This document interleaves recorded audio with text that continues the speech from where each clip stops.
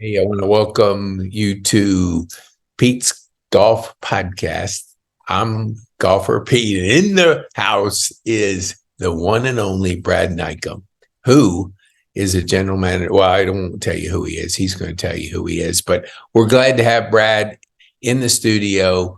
We're going to have some fun. So, Brad, just tell our viewers who you are, what you do, and who you serve, and then we'll have some fun. Well, first, now I can see myself. I forgot to comb my hair. Yeah, that's we hair's important when you're the general manager at a private country club. My name's Brad Nycum. I'm the general manager at Pinetree Country Club in Kennesaw, Georgia. I've been there for 7 years. I'm a PGA member. Been in the golf business for about 35 years. So that's awesome because we've known each other. We played golf together. So how did you get in the golf business? What was that like? I know it goes back I have to go back a little bit. So I lived very close to a 36-hole municipal golf course in Daytona Beach, Florida.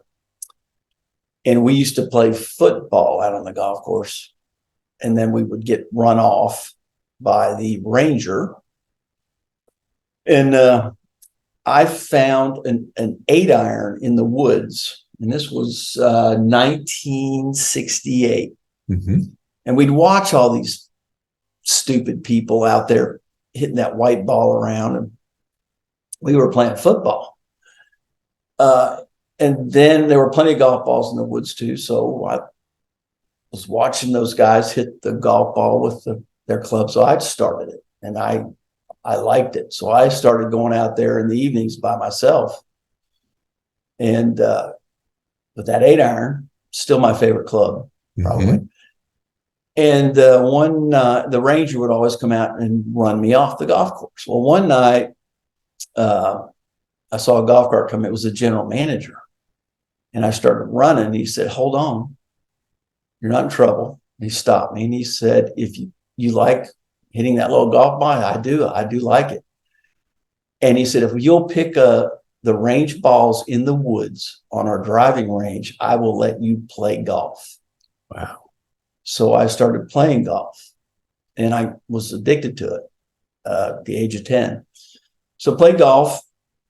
And then it's a long story how I got in the golf business, but didn't have a lot of support as a young man. So enlisted in the Army at 17, spent 4 years in the infantry, some time in a Ranger battalion to get the GI Bill to go to college. But I did play junior golf all that time. It was decent. After I got out of the Army, I started practicing, and I got a scholarship at Florida State. Spent a couple of years there, played a little mini tour golf, went back to college, graduated, got in the insurance business because everybody that plays golf goes in the insurance business. Yes. The company I was in sold the division. I had a non-compete agreement. Somebody suggested I go into the golf business. So I did. And so I did a 3-year PGA apprenticeship at Pinetree Country Club. And spent 3 years behind that counter there. Got my Class A PGA and decided that I wanted to own a golf course. And I'd made a little money in the insurance business. And so I bought a golf course, and I've been in the golf business ever since. Now, buying a golf course, I know one person that bought a golf course that wasn't in the golf business. And as he was telling me when he was selling it, he said, it's kind of like, that story, you buy a boat, it's the happiest day. Yeah. And the next happiest is selling it. Yeah. So tell our viewers, what was that like owning a golf course? Well, there was, in the 90s, the golf industry built about 350 golf courses a year. I did take a couple of economics classes, so I know what a supply and demand curve looks like. So we built too many. And in the early 2000s, I got in the golf business in 96. I bought my first one. So the supply and demand curve was bad. Golf courses none of them were making any money. Hardly. Golf business was struggling. So I bought golf course, the worst 18-hole golf course in Georgia, from a bank for almost nothing. And I got on the radio and they advertised $24, play all day. You got a barbecue sandwich and a bag of potato chips and a fountain drink. Shirts were optional. I filled the parking lot and started making money. So then I started, I'm going to be a mogul, a golf mogul now. I'm going to buy another golf course. So I bought another golf course in Chatsworth, Georgia, that had been foreclosed on, and did the same thing there. Sold those. I just bought golf courses in distress. I priced them right. I cleaned them up. I was nice to people, and they appreciated it. And I made money with them. And they'd been owned by most of them by multiple owners before me, guys that didn't have experience in the golf business, but wanted to own a golf course. Just kept failing. It was a tough business. It's still a tough business model. Right. Still a tough business model. Yeah. What do you think, like owning a golf course and making it work? What have you found to be successful tips that our viewers can take away? What do you do that makes it work? First of all, it doesn't matter who you are. You're not going to make it if there isn't a market. So you've got to look at the golf course. First of all, how much you pay for it, obviously. Because you got to service the debt if you're financing it. I like cash. So you don't have to pay you have no debt service, no interest. But the first thing you got to do is look at how many other golf courses are in your market. You have to visit those golf courses. You have to find out how much they're paying to play there, and decide whether there's too much golf there or not. A lot of times, for a long time, it was cutthroat. Everybody was just undercutting everybody. If the 2 or 3 golf courses down the road were $55 on Saturday morning, you'd do $35 just to get them on your property, right? Get them used to it, get a handicap established there, and then it's called slow boil. Next year it's $40. After that's $45, but they're making friends. They got their game. So it was really tough from about 2000 to about 2017, 200, about a 10-year stretch in there, about 200 golf courses a year closed, a year. The private club side of it fared better, but still a lot of that closing too. It was tough. It was really tough. But if you could, the banks didn't want them anymore. You could make them an offer. You could pay $1 million for a golf course. It cost $10 million to build. But it didn't matter if you had a $10 million golf course if you're losing $500,000 a year, and the guy that built the golf course for $10 million is losing $500,000 a year, and he wants to sell it to somebody. How much does somebody looking to buy a golf course? How much are they willing to pay to lose $500,000 a year? Yeah, exactly. So valuations for golf courses that were for sale was very difficult, complicated too. Do you think that since COVID that has changed, or what has changed since COVID in the golf business? So I disagree with the majority of people, a majority of the articles I read about COVID and how it impacted the golf business. I don't think that COVID drove people to golf. I think people that were already playing golf played more golf. Okay. I sold more memberships at Pinetree before COVID annually than I did during or after. That's why I think that. And I read a white paper that, for decades, the PGA of America and the USGA had kept trying to grow the game programs. None of it worked. None of it worked in a meaningful way. Top Golf is what drove the increase in rounds and new golfers in this country. Yep. No doubt about it. I would agree Take a buddy to Top Golf, doesn't play golf, but hey, but there's food, there's music, there's social. Yep. And that's why, and everybody knows Top Golf's just absolutely exploded. Yep. Like pickleball. Yep. And I believe that Top Golf has been by far the main contributor to the growth of the game in the last 5 years. It wasn't COVID. Yeah, I agree with you on that, because we've had some people on the show and they've alluded to the growth. There was a gentleman, Ralph Stokes and Matt, Matt, and out at Pinetree, and so that we were talking about the growth of golf, and they said the same thing, that they've tracked through, I guess, 1%. I don't know the exact numbers, but 1% would go from off-course golf to on-course. Now it's up to 6%, and it was coming from places like Top Golf. And Ralph is with the PGA Superstore, so they're actually excited that more people are coming in, and that's what they did say, that they have seen identically what you have said. Yeah, I've heard some of our members of Pinetree say that COVID really has been good for Pinetree. And then I show them I sold more memberships before COVID. Yeah. Than I did during COVID. So what do you think as a general manager, and you're balancing all the things that you have to do within the golf business and running a country club? What is the most challenging thing that you could share with our viewers? Because you got a big team, and what's your insight into that? There's first of all, there are different types of country clubs. There are private owners that make up the decisions, and there are management companies that make the decisions, and there are member-owned equity private clubs where the members make the decisions. The hardest part is trying to prevent members from making the wrong decisions.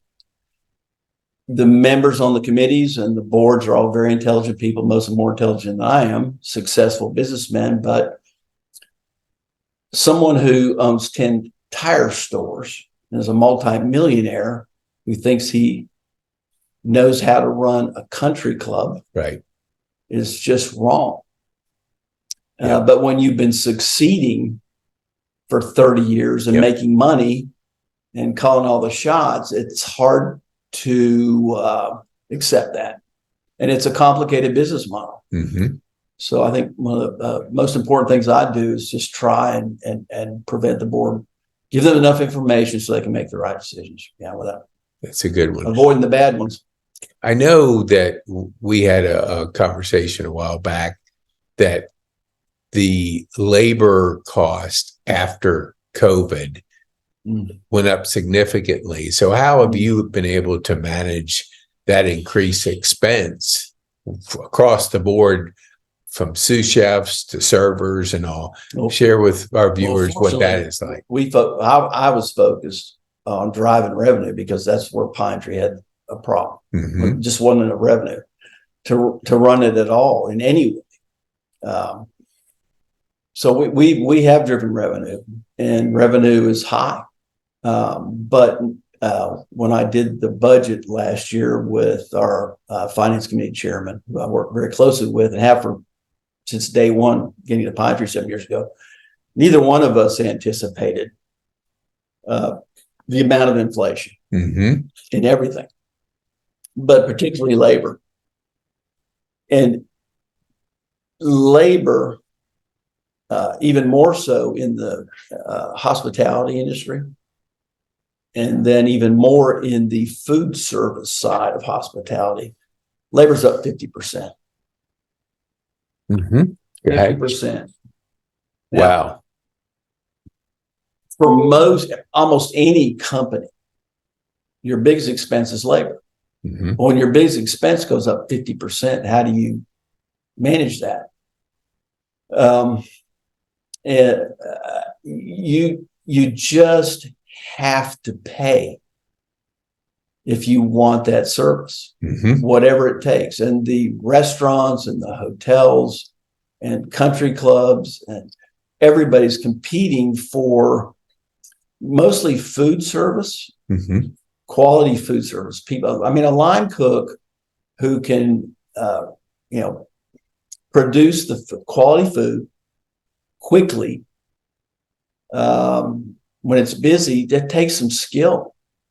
And it's, I think the food industry is finally recognizing that the line cooks, the frontline guys that are cooking that food and putting it on under that heat lamp and getting it out, without them, you just can't deliver that service, and you just have to pay whatever. You got to pay more than the restaurant, the local restaurants are willing to pay. So it's been tough. I've got the best kitchen staff that we've had at Pinetree for 7 years, but I am paying some of them more than 50% than I had to pay them 3-4 years ago. Wow. Yeah. Do you almost feel double? Yeah. I mean, I know from my restaurant friends the challenge it faced, because it happened overnight, that all of a sudden labor costs went up, and you're planning out the whole year, and then all of a sudden you can't find anybody at the rates you were paying, and you obviously have to keep going up. And you didn't budget for it. Yeah, exactly. It's not like you can, and that's the difficult thing I think about, and I want you to share with our viewers. In the country club business, and let's just say weddings, you obviously have to staff up for one event, and then all of a sudden that event is over. So it's up and down, up and down. Right. So how have you been able to balance that kind of mentality versus a restaurant that has a consistent crew? So country club food and beverage has been the issue for 30 years. And when you have members coming on and off the board, constantly rotating, okay, it's re-educating every time. And when they look at the P&L and they see that the food and beverage department's losing money, how can the food and beverage department lose money? Well, none of the dues on the financial statements goes to, well, some clubs do it. They finally learned they needed to. They'd survey their members, say, hey, look, 15% of the dues ought to go to food and beverage, and then food and beverage actually makes money. But most clubs don't do that. All of the income from dues goes into the membership department on the P&L. So then you look over at food and beverage, it's losing $300,000. Yeah, if you don't put any dues in there, it is. Well, how can that be? Well, food costs at country clubs are higher than restaurants. They just are 50%-ish. Labor costs 70%. That's 120%. So every dollar you make in food and beverage, you're going to lose 20%. And it's always been, and as you know, restaurants know about how many people are coming to dinner every night. Yep. They can prep for it in the kitchen, and they can schedule for it. But at country clubs, you have weather to deal with, first of all, because most of the revenue comes from people playing golf and stay and eat. They eat lunch before they play. They eat lunch after they play, if they play early. If they play at noon, they eat dinner, stick around, have some drinks. But you never really know how many people are coming. You've got a group of 30 or 40 that's in a group. And a couple will go, hey, let's stick around and get something to eat, have a few drinks, talk about it if you think. So you got 15, 20 people, more than you normally would have. So managing labor in food and beverage is really tough because you have big events, as you know. The member guest is 4 days of 18-hour days for the entire food and beverage staff and golf staff. Right. Hundreds of this. Our member guest this we had 192 players, I believe. So 192 players on stag night, and then you have on the big party they bring their spouses with them. So you've got 300 people. You got to have staff for that, and then 2 days later, on a Tuesday, it's ghost time. Yeah, you have, and if you send people home and it's slow, and you bring them back when it's busy, they're going to find another job. So you have to have enough labor in place for the spikes, Mm-hmm. even when it's slow, or you won't have the labor when it spikes. So it's a really difficult process. What would you Managing say? labor and food and beverage. Yeah, I mean, I know just the restaurant side because I spent a few years there. Right. So I know the challenges just on a consistent basis, but you're talking so many variables. I were you kind of instrumental in being able to reach out to the like KSU and be able to entice or not entice, recruit or whatever the word would be, because we always seem to have good, fresh, enthusiastic people. And I'll ask them like, how'd you find out? Oh, I go to KSU and I'm in such and such. Tell our viewers, like, has that been something that you focused on to be able to get yourself a labor? Oh, it's an advantage for us. Absolutely. Because, we're not just weekly ups and fluctuations in service spikes. And we have seasonal too in the wintertime. So we get people coming in the spring, we get them trained 6 months through the summer. Winter comes around, we let them go. We start all over again in March, retraining. But fortunately, we do have a quality pool of service staff, college kids, and we go through some that aren't so good, but we vet them. We throw them out there. If they succeed, we keep them. If they don't, we let them go. It's a constant churning of service staff at Pinetree. But we do have supply, which is there's some places that don't have supply. Right. Some places H-2B visas are being used now for maintenance crews and service staff. That's a growing trend. Unless you have a good supply, like we're fortunate. We really are fortunate. Yeah, it's very strong in your team, your management, from the greens to the golf to the food and beverage. What would you? I like to, because you have to have another side. So when you're not working and managing and directing Pinetree, what do you like to do for fun? Well, that's changed a lot in the last. I used to play golf. Now I'm 65 and can't hit a par 5 and 2 anymore. And I don't play a lot. So at Pinetree, since our greens roll at what they're rolling during the tour championship at Eastlake every day, I can't two putt. So I don't play much golf anymore. So I like now that my kids are growing up and getting married and getting out of the house. Really, my wife and I raised 9 children. So wasn't a whole lot of time for each other. So we're starting to enjoy that. I just like to go home and be around my wife and work in my yard. I love working in my yard. Used to hunt a little bit just to get out in the woods and be with nature and quiet, but I don't have time for that either.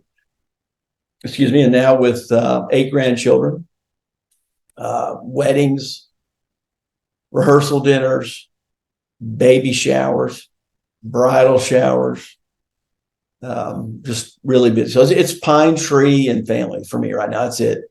That's all I'm capable of, to be honest with you. Well, you're following what Elon Musk was sharing on a podcast. If we don't have kids, we eventually are in trouble. So you've done your part. Yes. So extinct. What do you say? Like, how did you balance? Because you've been in the golf business a number of years, kids, golf, and in the service hospitality business, there's a lot of hours. It's more than your banker's hours. So what would you say would you share what's some tips that you could give our viewers? Like, how did you balance, if balance is the proper word? I don't know. Yeah. I wouldn't call it balanced. Yeah. I just call it just doing the best I could. I Yeah. have a fantastic wife, obviously, Yeah. but and great kids. So I just a good work ethic, Mm-hmm. focus. Yep. It's for me. When you love your children and you have 5 daughters, that's your main concern. You love your children. Right. And so that job was first. Always has been first. For anybody that knows me in the golf industry, and I've been in it a long time. I'll tell you, I'm not the smartest guy in the golf industry, but I outwork everybody else. I'm gonna outwork everybody. I'm gonna outwork all smart guys. You have to be with 9 kids and having that home. There's always something. I imagine. Tell our viewers, like, what are the holidays like at your household now? Well, they're different now, but when we had them all, it was absolute chaos. When you have a newborn, an 18-month-old, a 2.5-year-old, a 3.5-year-old, a 5-year-old, an 8-year-old, and you have 9 of them, and you've got 60 boxes under the tree and wrapping flying everywhere, and the 3-year-old sees a toy the 5-year-old got and likes it and wants to play with that. The 5-year-old's going, no, this is mine. It was fantastic. It's fantastic. Yeah, I guess we could set up a camera and see that. I can talk about my family all day. Yeah, that's good. All day. I do for the guys out here. I want to ask this question. So with your daughters and, they come and ask you, were your daughters kind of like thinking, well, you got to play golf because my dad is a general manager in the golf business. Was that ever something kiddingly discussed, or was it on their mind more than your mind, obviously, or what was that like? Well, they were all around it. Some of them hate it. Samantha plays soccer. The boys, all of the boys have played and are pretty good players, but they liked other sports too. They played football, they wrestled, ran cross country, just everything. Samantha liked soccer. Of course, when she was young, I got her in some junior tournaments, but she picked soccer. That's fine. Emily was softball and some golf. But I haven't had any that had the passion that I had for it. I don't know why. I'm passionate about it. I mean, most of the boys played 2 or 3 sports a year. Well, I think you got a lot of brothers and sisters. There's so many things they can do that, because I know a few people that have an only child and they're playing golf, and it's like it seems like it's easier. I don't know if that's the case, but I see how they're playing competitively. So what would you say, like, as you progress and you're at a different stage of your life, what do you see like the next couple of years? Would you want to continue in the golf business, or is there other things that you'd like to pursue challenge wise or anything? I don't know anything else. Yeah. Yes. Yeah. What about somebody that, and I know we have Lucas Mato, who played at KSU. You might know Lucas. So he's now into the business side of golf. So people that play competitive college golf, it's getting a whole lot more competitive. I mean, they're coming from all over the globe to play golf. Right. So what do you see like opportunities within the golf business? What have you identified that you could share with our young viewers? If you want to pursue golf, it doesn't have to get to the PGA Tour or the LIV. What would you see that there's opportunity to pursue in your eyes? I'll quote an old mentor, Raz Allen. You have to love it. If you don't really love and have a passion for golf, I would go into another business, because it's a tough business. Yeah. there are different types of people in the golf business. There are investment bankers, Ivy League, lawyers, Wall Street investment bankers that are in the golf business just to get that they look at it as a business. That's it. Gather, acquire a bunch of golf courses, package them up, sell them, return on investment. There are people that are in the golf business just for the business part of it. And there are people in the golf business because they love golf. Like our director of golf, he loves golf. A lot of things he could do. We now have a 31-year-old attorney who's decided he doesn't want to be an attorney anymore because he loves the golf business, who's behind the counter and trying to learn the golf business. And I was in the insurance business for a long time. And my father-in-law said, do something you love.